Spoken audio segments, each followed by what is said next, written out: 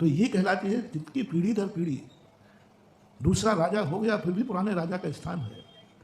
अजितनाथ हो गया फिर भी आदिनाथ पूज रहे हैं। संभवनाथ निकल गए लेकिन आज संभव अजितनाथ पूज रहे हैं। महावीर स्वामी का शासन हो गया फिर भी पारसनाथ पूज रहे हैं। आज वही कोई श्रद्धा में अंतर नहीं आया। ऐसी शक्ति क्यों जाग जाती है कि राजा बदल जाए फिर भी उसका शासन नहीं बदलता, राजा चला जाए फिर भी शासन नहीं बदलता। चलो ठीक है, जाने के बाद कोई राजा नहीं हुआ तो चलता रहा, महावीर स्वामी के बाद राजा नहीं हुए। लेकिन गजब तो ये है कि आदिनाथ भगवान के बाद 23 राजा हो गए फिर भी आदिनाथ का आज भी नाम चल रहा है। अरे दूसरे राजा के बाद तो नाम मिट जाना चाहिए, अब तो राजा हो गया। 23 राजा हो गए फिर भी आदिनाथ का नाम आज भी अक्षुण्ण है। आज भी पंचकर्मा हो रहे हैं, आज भी वेदियाँ बन रही हैं, आज भी मंदिर बन रहे हैं, आज भी लोग उनकी पूजा कर रहे हैं। क्यों? ऐसा क्या किया है? ये जिए हैं अपने लिए नहीं, दुनिया के लिए। इनके चलने से मंजिल नहीं मिली इनको, इनके चलने से रास्ते बने हैं दुनिया को। कितना अंतर है। हर व्यक्ति चलता है मंजिल पाने के लिए, पर कुछ लोग मंजिल को पाने के लिए जब चलते हैं तो उनको मंजिल ही मात्र नहीं मिलती, उनके चलने से बाद में रास्ते बन जाते हैं।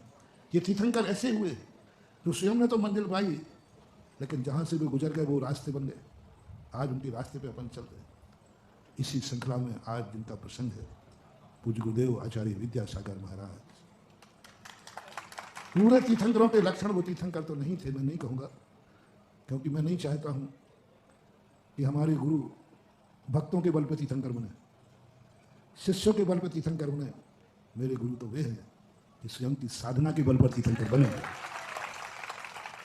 भक्तों के बल से बनना कोई बड़ी बात नहीं है, तुम तो किसी को भी बना देते हो। भक्त तो तुम्हें मुनिराज के बनाते, महाराज क्या चलते फिरते सिद्ध। हाँ, तुम्हारी बातों में हम आ गए तो हो गए कबाड़ा। हम सिद्ध बनने के लिए तो साधना कर रहे हैं, भक्त कहता महाराज मैं आज ही बना दूं। तो भक्तों के बनाए हुए पद से कोई आनंद नहीं आता, और साधना के बल पर लिया हुआ पद शाश्वत देता है। हमारे गुरु में तो इतनी ताकत थी। वो एक ऐसे आदर्श आचार्य हुए जो अपनी मंजिल को पाने के लिए चले, लेकिन जब वो चले तो आज उनके रास्ते बन गए। आचार्य श्री को देखने के बाद लोगों ने स्वाध्याय करना बंद कर दिया। दुनिया को देखने के बाद दुनिया के साधुओं से प्रेरणा मिलती है, स्वाध्याय करो स्वाध्याय करो। लेकिन मेरे आचार्य श्री को देखने के बाद जो जो आचार्य श्री की जिंदगी में आया उसने स्वाध्याय बंद कर दिया। किसी को देख के व्यक्ति स्वाध्याय बंद कर दे तो आप कहते तो बहुत बड़ा दुर्गुण है। लोगों ने स्वाध्याय बंद कर दिए, पंडितों ने स्वाध्याय बंद कर दिए, श्रावक जो स्वाध्याय करते थे वो सब बंद कर दिए।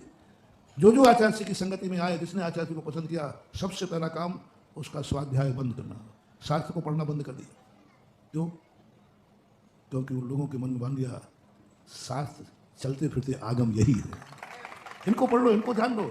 शास्त्र की बात तो समझने में भूल हो सकती है, शास्त्र की बात भली समझ में नहीं आए, लेकिन आचार्य विद्यासागर महाराज को समझने में कोई भूल नहीं, क्योंकि उनकी चर्या इतनी सहज सरल इतनी महान थी कि हर व्यक्ति उन्हें ही आगम मानने लगा। एक बात चर्चा में आ चुकी है कि बस ये बात यदि आचार्य श्री ने कही है तो लोग शास्त्र नहीं खोजते, वो किताबें नहीं देखते कि आगम में देखें। बोले उन्होंने कह दिया ना, यही तो आगम है। यानी उनकी वाणी की प्रमाणिकता, उनकी चर्या की प्रमाणिकता, उनकी साधना की प्रमाणिकता।